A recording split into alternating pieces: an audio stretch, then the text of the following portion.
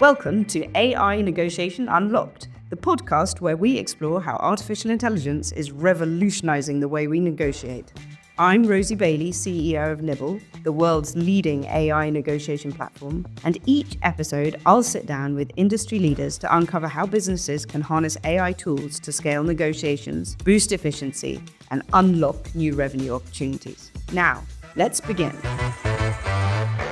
Welcome to AI Negotiation Unlocked. Thanks so much, Paul. I've been really looking forward to this. And the nice thing about this podcast is it's giving me the opportunity to speak to people like yourself who we've known each other for a while, but we've not had the chance to have a beginning to end conversation like this. So actually, for me, it's a huge pleasure and a massive privilege. So thank you so much for agreeing to come. And I think just to kick off, if you wouldn't mind introducing yourself, but particularly, I know you currently at Deliveroo in innovation, but you came there via Amazon from Tesco, and you've got a huge amount of history in innovation. I think you even worked on Alexa. So maybe a little bit of a potted history, and particularly why you've taken the path you have. Yeah, sure. So I would start even before the Tesco bit, right? I joined Tesco on the graduate scheme, having finished a PhD in electronics, basically looking like hardware for satellites. Got a little bit bored of my niche and wanted something that was a little bit more immediate in its impact for customers or people, end users, I guess, ultimately. That was actually going to end up in terms of like improving weather forecasting, but the space industry is like glacial in its pace. Or it was And until Elon well, Musk came even along, then, maybe. yeah, that's true. It wasn't until Elon Musk and SpaceX came along. So when I was doing mine, it decided that anything that was a little bit faster than that was more interesting, right? So I ended up, because of the background, when I started on the grad scheme at Tesco, I got put in the innovation team, which at the time was like 3 or 4 people sat in a corner thinking about the future of retail. But that really got under my skin, right? And here I am 15 years later, still thinking about the future of retail. And it's been, I've not looked back at all. Even though some of the things, we'll probably talk about timescales and stuff, but some of the things I worked on might have taken 5 or 6 years to come to fruition from, the point of having the first idea to actually it having a massive impact on the business. But that's still like 3 or 4 times faster than the space industry. So in hindsight, that has worked out quite well for me. So yeah, I did 10 years at Tesco. Most of that time was building the innovation team up from, like the 3 people it was when I joined to when it became Tesco Labs. And, still today is like a very large team of people in a very large business, but who are focused on the future and the innovation in that, whole industry, really. That was super exciting. Towards the end of my time at Tesco, I moved to work on some optimization problems, more like in-store, shelf layouts, store layouts, that sort of thing, which was super interesting too. And then I moved to Amazon, where, like you said, I worked on Alexa for 2 years. So I was worked on the sort of the commerce functionality on Alexa. So how do you build a whole grocery basket just by saying one command? I'm not going to say it now because I've not muted all my devices. But that was really good fun, really interesting from a how do you do innovation point of view as well. Like one of the things I've often talked to other businesses about, especially large businesses, is like how do they drive innovation in their own businesses? And it was really interesting to actually experience how Amazon does that because, everyone talks about it, lots of people know about it, but being there and doing it for a few years was really interesting, really exciting, and very eye-opening. And And a then very from strong culture, right? very strong culture. Very strong, like some key. I was reading about they focus on the customer, but not in a wishy-washy way. It's convenience, price, and one other factor, right? And they've been Selection. consistent on that. Which one? Yeah, selection, I think, is probably the other one you're thinking about. Yes. Like, so there's the flywheel, but even just they call it peculiarity of the culture, right? That's their way of saying that we have a strong culture, like a really strong culture. And even on like the training on day one, you really get that sort of drummed into you. This is a bit different, but it clearly works, right? And that's what fascinating. And then from Amazon, I moved to Deliveroo, where I am now, where I look after tech for the grocery and retail part of the business. And there, actually, we work quite a lot like Amazon. So, that move probably wouldn't have happened if I wasn't working at Amazon. Half the Deliveroo exec are ex-Amazon, and Oh, it works right. in a very Amazonian way. But it has a much bigger dose of pragmatism, though. So I think on a day-to-day basis, it's less religious compared to somewhere like Amazon, but still very good at driving forward innovation across the whole company and making sure that the most important things are always being worked on. I think there's an interesting difference though. I was looking at big tech and how much they spend on capex and how much they spend on R&D. And of course, I'm an ex-finance person, right? Like, so I look at these things. And there's a certain kind of innovation that comes from relatively limitless resources, right? The Mhm. freedom to think. But there's a different and still valuable type of innovation that I think comes from constrained resources. And I know Deliveroo is big and doing well, but it's not got the same kind of scale or capability as an Amazon. And I think that's a big difference in how you approach solving problems. Yeah, that's true. And I think even at Tesco, actually, we were at the complete opposite end. The innovation team at Tesco was almost like operating on a shoestring. We had people, right? That was our one sort of centrally funded thing. But the actual budget that we had to spend on things was minuscule. And actually, most of what we did came through, partnerships and leveraging other people who have larger tech budgets in order Yeah. to benefit from their innovation. So a lot of it was partnerships with, your Microsofts, Intel, even older fashioned companies called like IBM and Oracle to actually work with them, and all your Googles and Metas as well, to actually drive forward their understanding of how something worked or the potential a particular technology might have to work in a particular or apply to a particular business problem. So your roles have primarily involved executing transformation at large businesses, right? And my experience of working at large and small businesses is it comes down to quite boring things, and there's a huge amount of inertia. And actually, to be ambitious for innovation at a large enterprise, there's no way other than having a longer term horizon, right? You can't hope to, I mean, people talk about agile, but you're with the best will in the world, you're not going to get that POC set up next week. Mm. And so just talk us through that, because I think that'll be really useful advice for our listeners is when you do commit to that long-term transformation and you know the impact's going to be massive, but it's delayed gratification. How do you set that big long plan? Yeah, so I think there's a few things when it comes to innovating in a large company that are really important. One is about that sort of spark of inspiration. Like, how do you actually encourage people to think a bit more differently or think longer term? Because a lot of large businesses are pretty good at thinking about what they're doing next quarter, maybe next year at a push. It's a little bit different when you get into the large tech companies like Amazon, where very much you're thinking about what you're doing in 3 years' time, like Mhm. constantly. But the other thing I think that's important is to like keep an eye on the actual problems the business has. Like retail really is a business about getting the right products in front of the right people at the right time. Mm. And any projects that we worked on at Tesco Labs that weren't about that were never as successful as things that actually just came back to the basics of retail. So, making sure you can get the right product on the shelf at the right time, making sure people don't have to queue for the checkouts, for example.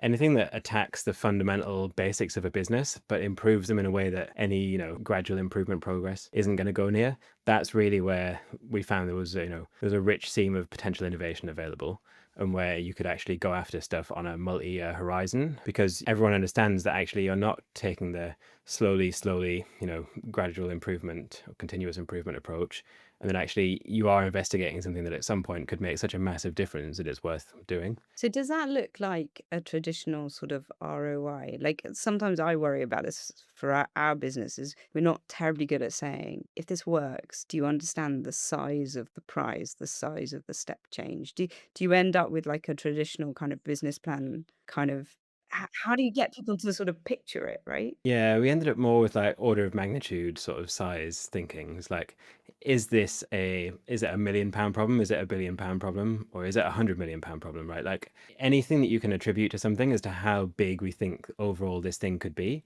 that's usually enough to as an input into ranking and the prioritization method to say, right, that's how big this thing is going to be. We always used to look at like the technology maturity, the size of the prize, like for the business, for customers. How's this going to make things better, more efficient? How's it going to make things cheaper for customers? And then there was also always there's always still like a politics angle as well in a large company, right? Like, Yeah. how do you give something a score that is, how many different departments are we going to upset if this thing comes off, or, or not? And the combination of all those things was basically how we used to rank, these are the most important, most transformative things for the business that we should actually go after. So really what you want is something that has a really big financial impact, something that has a really amazing customer impact as well, where customers are like, wow, this is brilliant. And then something that doesn't annoy too many departments internally, Yeah, because the you're just going friction to to get it shoot done. yourself in the foot, or you're just going to, yeah, Yeah. it's going to cause friction. It means it's never going to take off. Like, you don't really want to be doing something where the CEO is the ultimate arbiter of it, because they probably haven't got time for it. Yes, they might be really interested if something is transformational, but you can't get somewhere in a business of that scale if the CEO is the only person who could be the sponsor of it. Gotcha. So you can force things through by getting the big guy. to come You in. always can, yeah. But really what you want is someone at the next level or two down who is a massive believer in the work because they can really foresee the impact on their area. And it makes their life better, it makes their targets easier. Yeah. Exactly, exactly. But that does mean there are some projects where that really applies to, and there are some where it doesn't, because actually it could have a more of a detrimental impact on some areas, or even something as simple, right? I take an old example. It's like optimizing prices. I remember the first time we tried to put in a system that optimized prices, everyone was like, well, no, the commercial teams know better. It's the classic problem, right? And we were sat there already at that point in time where Amazon had fully optimized all of their prices algorithmically, and Tesco was still, having people say, well, this is how much we buy it for, this is how much we should sell it for, and very manually driven. And now, it's not surprising that it's probably all automated, but you still get a commercial director who is really your stakeholder there because you're trying to say, hey, I've got a better way of pricing. I can make you more money because we can price more intelligently. He still thinks his team is better at pricing than anybody else. And he doesn't want to get rid of them all, or he doesn't want them to be just moving on to relationship management. He thinks that their pricing expertise is what's making them their money, when actually you can probably outperform them. And that even means that it's hard to get, sometimes to get a test off the ground, even if your key stakeholder doesn't really believe that it can be made better. So it's a bit of a so the politics angle is always a mix of, yes, how complicated could this thing be? Is this something that just changes operations, or is this something that changes operations and commercial and a million other things? And then are the personalities in those places open to real change? And there's always examples in businesses of both, right? And I was going to ask you about any tips or tricks or recommendations for bringing your organization with you, right? Like you've got this sort of 3-year plan, this 5-year plan, you've got the right priorities. You talked about how you find the projects that are worth the effort. What are the practical things that you've used to help maintain enthusiasm through what can be quite a long process? Yeah, I mean it's hard, right? A lot of it though is it's like in continuous engagement and constantly like communicating, but communicating with, yeah, even if the stuff isn't entirely relevant to the one project that someone's interested in, is like making sure that they don't forget that you are working on it. I mean, at Tesco, we built a physical lab on campus that was, instrumental in helping people understand what was possible in the future of retail. Because like we were a bit six, probably too strong a word, but we were a bit fed up at one point of visiting all of these like tech suppliers, and they would all have like a fake store and a really elaborate demo setup, and we're like, why don't we have anything like that where we control the narrative? So we built something that then enabled people to see some of the stuff that we would always been talking about, but in a really a real environment, right? Yeah. It helps people's imaginations a lot if you can go Checkout from free store or something like that. You can, because I saw a lot of people when Amazon had their first one, they went to it, yeah. and of course, a lot of the implications were human. Like, I saw someone write, "I feel like I'm a shoplifter, and I'm looking over my shoulder as I'm leaving and checking that no one's running after me," and it's stupid, not stupid necessarily, but you do see what I mean? It's that human bit that is quite hard to explain. Yeah, and which you don't even realize is a thing until you actually have tried it, right? Or like you've seen it in a real environment. So much of what we did was about building that first version of something. And actually it was very similar at Amazon. There was a lot of emphasis on demos and, especially with Alexa, like showing somebody that what you say and what Alexa says back is actually, oh, it works, right? Yes. Like, and even if there's a bit of smoke and mirrors in the background there, or even if you've just hard coded it, right? It still is enough to show a stakeholder who might not be very technologically savvy or doesn't really know how it's all working that actually this is possible. And they can then picture that in their environment. And whether that's at home, if it's a customer, or if it's in a store, if it's a retail chain, if they can picture it in that environment, then all of a sudden they're like, oh, actually, oh, could we use it for this as well? Or would it do this? And but you wouldn't get those questions and that level of interest and engagement if you didn't show them it. If you Yeah. put up a slide that says, "Hey, we can do whatever it might be in stores," they'd be like, "Yeah, okay, fine." But if you were stood in an aisle or something that looked very much like an aisle and showed them it working, then they're like, "Oh, that's cool. Can I do this too?" Or "What if I did this?" And that level of engagement and feedback was always what drove the best ideas. Yes, because it's not gonna come solely from the really smart people in the innovation zone. You need all those people in the store for Tesco, Yeah, but you have to have a yeah. complete understanding of the technology and the business. Mm, Otherwise, you'll not get there, right? That's yeah. like it's crucial. So if you were joining a large firm, it was 3 ideas that you would say might apply to anybody that you would definitely investigate to see if they could add a ton of value. I think that still just general access to LLMs for helping people, I guess, desk workers do their job and supercharging their capabilities is still massively underutilized. Like even at Deliveroo, where we have a CEO who's quite bullish on it and who wants people to do that, and we've given people access to that quite early on, along with training and whatever to support it. I still feel like you meet so many people where you're like, oh, well, you could have just done that with an LLM. Like it would have taken 30 seconds. Could I? Yes. Yeah, exactly. So there's still a huge amount of education, I think, in that, even just in helping people supercharge their desk jobs. So I think that's definitely one massive area. The other thing, I guess, that sort of comes along from that, and certainly what we've seen at Deliveroo, is that people have used the access that they get from things like that to then develop into other systems. So I'll give you an example from some work that one of the teams did recently.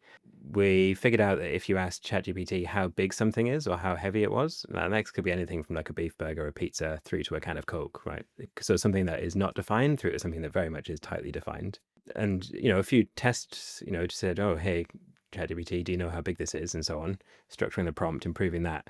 It wasn't that difficult to then use the OpenAI API to actually implement that at a massive scale, using the very similar prompts that that person had actually just created, right? So the idea that you can take this general system and run it through to have an estimate of the size of everything that we sell on our entire platform and improve that metadata is like, that was amazing. And that only really happened because we'd given everybody access to supercharge their day jobs in the first place.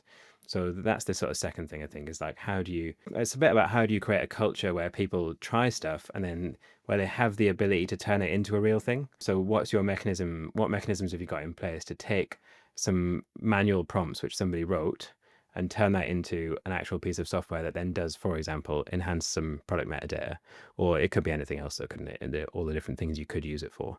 Product substitutions is one of my favorite So things to then talk it's about. like the awareness, isn't it? And it's then somehow codifying the awareness to the right to change the company, right? Like you're just saying, actually, if in that awareness you found this small thing, don't forget you could escalate it up and multiply it by 1,000 times. Exactly. And some of it is in like I can't remember what the different places call it different things.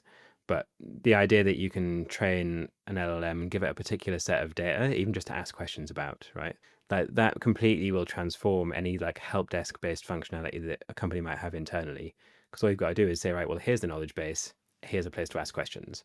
And almost we're at the point now where almost anyone can set that up and create that sort of chatbot that says, right, here's all the context specific information you need and here's where you can go and put that in. So I think that some of the things like no code have kind of been growing for the last like decade probably, if Yeah. not more, and it's transformed things like prototyping and that sort of thing.